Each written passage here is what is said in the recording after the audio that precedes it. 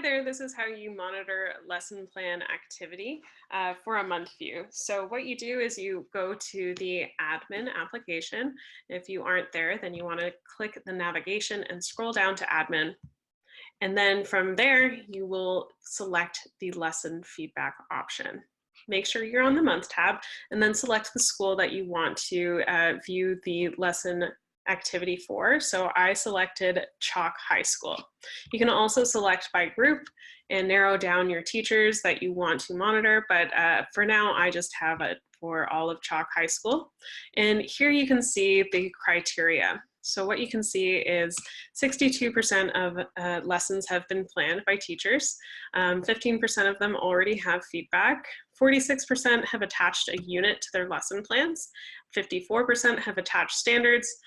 15% of them have imported a lesson from resources, and 15% of them have shared a lesson to resources. So what you can do is you can actually switch the month that you're looking at.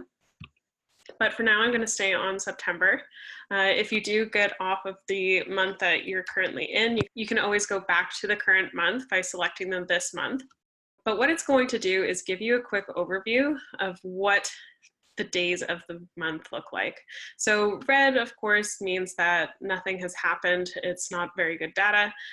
It goes to yellow when it gets a little bit more, and then green when everything is completed. So if you select one of these days, you're actually going to get an overview of all of the teachers within that school or within that group and everything that they've completed. So basically it gives you a quick overview of the exact day that you're looking at and everything that's been completed. So that way you can keep track of who hasn't done something within your school, those who maybe have completed some of it but not all of it, and who to keep an eye out on. And you want to take a look at that specific lesson.